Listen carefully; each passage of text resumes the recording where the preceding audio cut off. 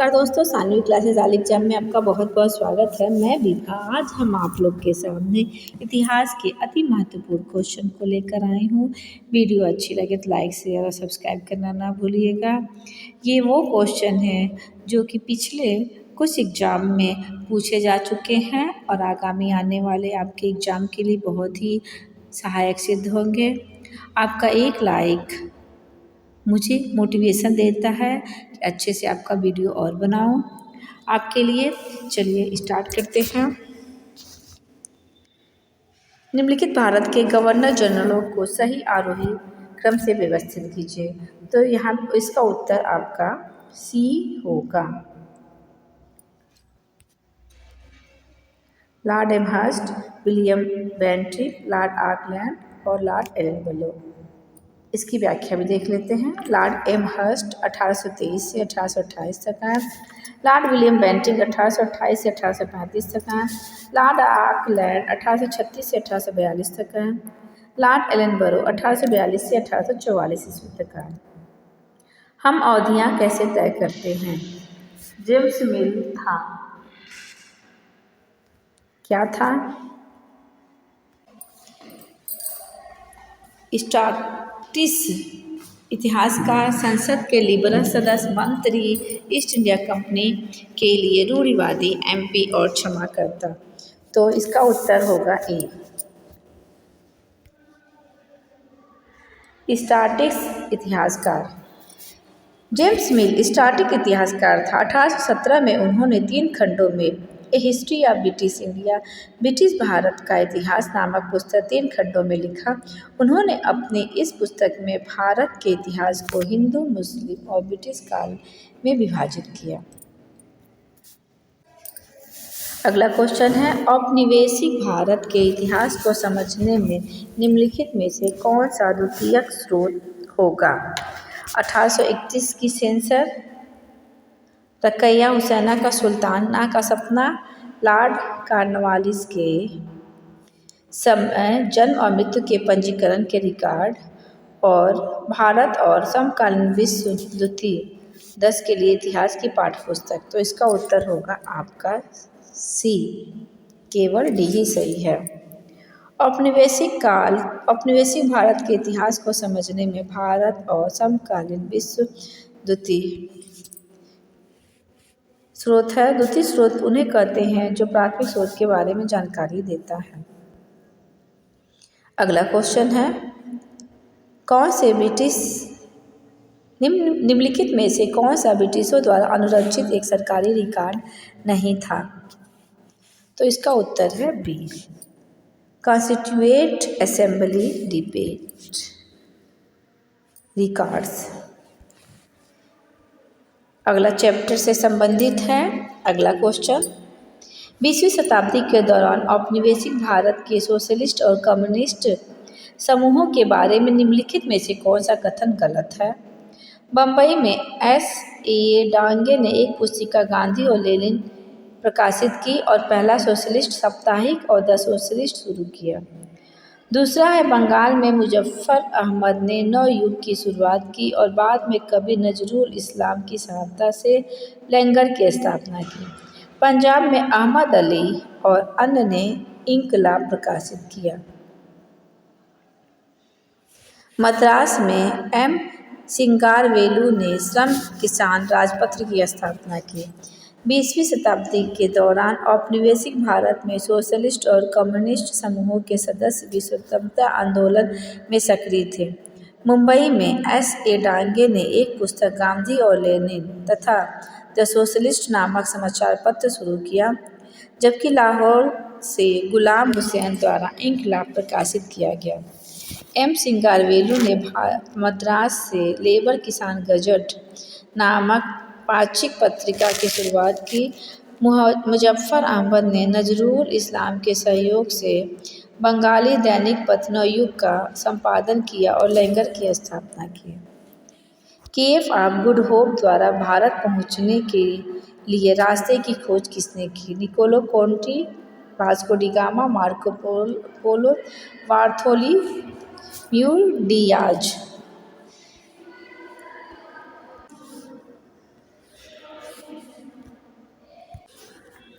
पुर्तगाली ने गोवा के समृद्ध बंदरगाह को किस शासक से छीना था? कालीकट के शासक, गोलकुंडा के शासक, बीजापुर के शासक, अहमदनगर। तो इसका उत्तर होगा बीजापुर के शासक।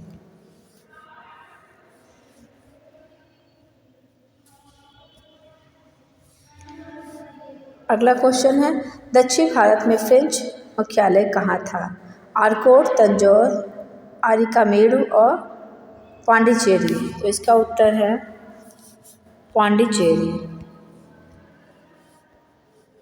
अगला क्वेश्चन है, किसके शासनकाल में ईस्ट इंडिया कंपनी ने भारत में अपनी पहली फैक्ट्री स्थापित की? अकबर, जहांगीर, शाहजहां, औरंगजेब।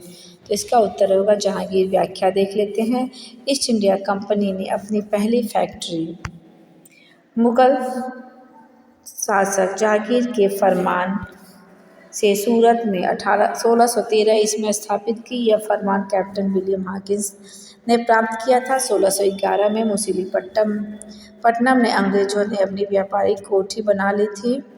मुगल काल में सूरत एक बड़ा विक्रय केंद्र होने के साथ साथ एक बड़ा बाजार भी था, जिसके कारण यूरोपियों ने अपने आप को सूरत में स्थापित किया। अगला क्वेश्चन है, जहांगीर ने सूरत में अस्थायी कारखाने की स्थापना के लिए फरमान जारी किया। तो इसका उत्तर है 1613 ईस्वी में। रॉयल आदेशों के लिए उपयोग करने वाला शब्द है फरमान। अगला क्वेश्चन है, सभी यूरोपीय कंपनियों ने स्वयं को सूरत में स्थापित किया क्योंकि यहाँ तटवर्ती भागों के साथ अच्छी परिवहन व्यवस्था थी। यह व्यापार का एक बड़ा विक्रय केंद्र था। यह एक बहुत बड़ा बाजार था। यह व्यापार का एक बड़ा विक्रय केंद्र था और एक बड़ा बाजार था। तो इसका उत्तर है, यह व्यापार का एक बड़ा विक्रय केंद्र था और एक बड़ा बाजार था। अगला क्वेश्चन है, 17वीं शताब्दी में सबसे बड़ी शाही शक्ति कौन थी?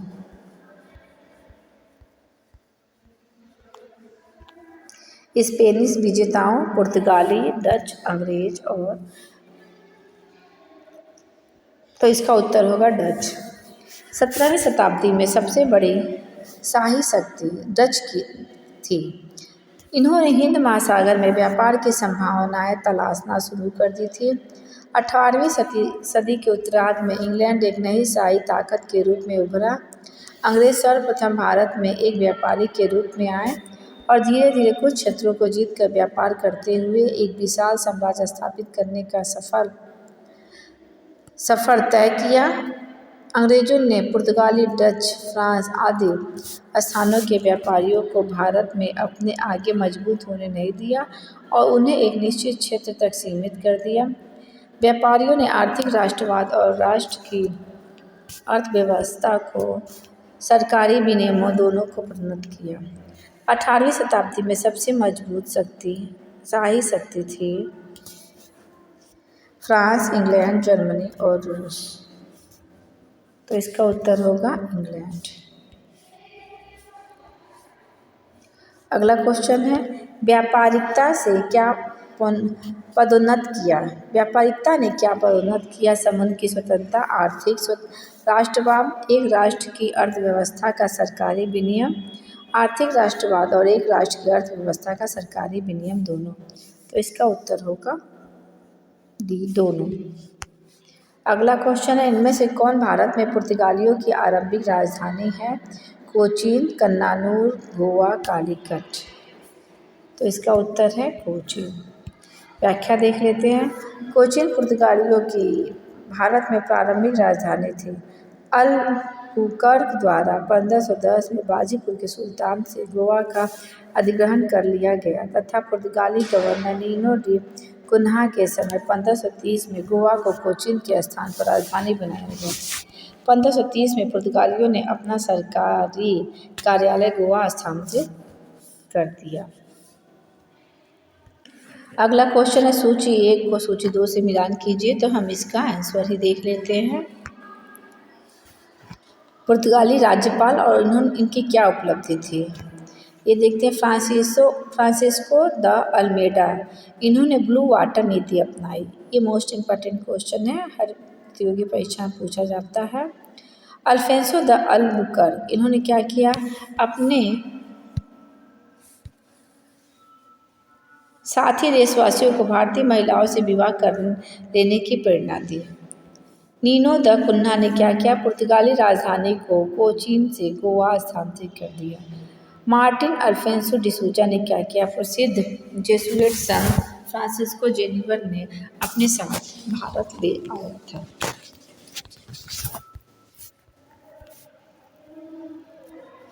अगला क्वेश्चन है, बंगाल में पहला पुर्तगाली उपनिवेश था हुगली, बंदेल, बारानगर, चंद्रनगर। तो इसका उत्तर होगा हुगली।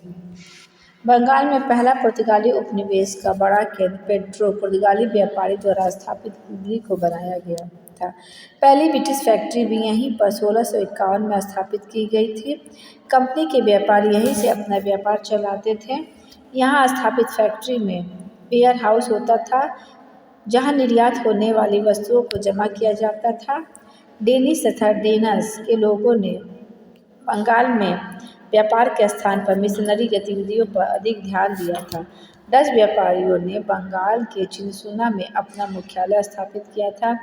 डच व्यापारियों की दिलचस्पी भारत से अधिक इंडोनेशिया के जावा, सुमात्रा, स्पाइस आइसलैंड जैसे द्वीपों में थी, जहां मसाले खूब पैदा होते थे। और 1759 में बेदरा तथा बिदरेन के युद्ध में अंग्रेजों से हारने के बाद डच व्यापारी भारत छोड़कर चले गए। पुर्तगाली व्यापारी पेड्रो तेवेरेस क्या था?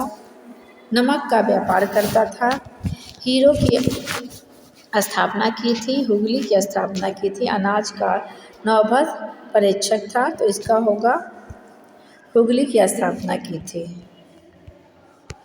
डेनस बंगाल में क्या शुरू करने के लिए प्रसिद्ध था? मिशनरी गतिविधियाँ, प्रिंटिंग प्रेस, ईसाई मत के प्रचारक, दान के काम। तो इसका उत्तर होगा मिशनरी गतिविधियाँ। अगला क्वेश्चन है, डच अंग्रेजों से कौन से युद्ध में हार गए थे? चिनसुराज के युद्ध या बिरदेन के युद्ध, जुगालकाट के युद्ध, हुगली के युद्ध, प्लासी के युद्ध। तो इसका होगा 1759 में चिनसुरा के युद्ध। अगला क्वेश्चन है, डच ने इसेओं को बंगाल में कहाँ स्थापित किया? सेरामपुर, चिनसुरा, बाकी बाजार, मुर्शिदाबाद। तो इसका उत्तर होगा बी, चिनसुरा। अगला क्वेश्चन है, बंगाल में फ्रांसीसियों का भाग्य किसके नेतृत्व में सबसे अधिक ऊंचाई पर पहुंच गया? तो इसका उत्तर होगा बी, फ्रेंकोइस डुप्लेक्स। बंगाल में यूरोपीय कंपनियों की स्थापना करने का मुख्य कारण व्यापारिक वस्तुओं की विविधता तथा सस्तापन, उपजाऊ भूमि, सस्ता श्रम, नदियों के माध्यम से अच्छा परिवहन मार्ग आदि था, न कि स्थानीय अदालत। बंगाल में पुर्तगाली, डच, अंग्रेजों की फैक्ट्रियाँ स्थापित होने के पश्चात फ्रांसीसियों ने भी अपनी व्यापारिक कोठी और फैक्ट्रियाँ स्थापित की। फ्रांसीसी गवर्नर डुप्ले के समय फ्रांसीसियों का भाग बंगाल में चरणस्पर था। बंगाल में यूरोपीय कंपनियों की स्थापना के लिए निम्नलिखित में से किस पर विचार नहीं किया गया? व्यापार, वस्तुओं की विविधता और सस्तापन, नदियों के माध्यम से अच्छा परिवहन, दैनिक उपयोग वाली वस्तुओं का सस्तापन, स्थानीय अदालत की शक्ति। तो इसका उत्तर होगा स्थानीय अदालत की शक्ति। सिराजुद्दौला द्वारा कब पोर्ट विलियम पर कब्जा कर लिया गया? 1756 ईस्वी में। प्लासी युद्ध के समय मुगल शासक कौन था? शाह आलम द्वितीय, अकबर द्वितीय, आलमगीर द्वितीय। उपयुक्त में से एक से अधिक, उपयुक्त में से कोई नहीं। तो इसका उत्तर होगा उपयुक्त में से एक से नहीं, आलमगीर द्वितीय। सबसे बड़े बैंकर कौन थे? तो इसका उत्तर होगा जगत सेठ। जगत सेठ क्या था? सबसे बड़ा बैंकर था। एक बैंकिंग परिवार के लिए एक शीर्षक जो बंगाली नवाब के कोषाध्यक्ष जनरल बन गया। क्लाइव की लोमड़ी के रूप में कौन जाना जाता था? अमीर चंद, मणिक चंद्र, मीर जाफ़र, मीर कासिम। तो इसका उत्तर होगा सी, मीर जाफ़र। प्लासी की लड़ाई किस वर्ष लड़ी गई? 1757 इसमें लड़ी गई। प्लासी की लड़ाई के बाद बंगाल की अर्थव्यवस्था में गिरावट क्यों आई? तो इसका उत्तर होगा डी। अब इस वीडियो का लास्ट क्वेश्चन है, मीर कासिम ने अपनी राजधानी को मुर्शिदाबाद से कहाँ स्थानांतरित किया? तो मुंगेर स्थानांतरित किया। इसका अगला भाग मैं अगले वीडियो में अपलोड करूँगी। तब तक के लिए धन्यवाद। वीडियो अच्छी लगी तो लाइक शेयर सब्सक्राइब करना ना भूलिएगा।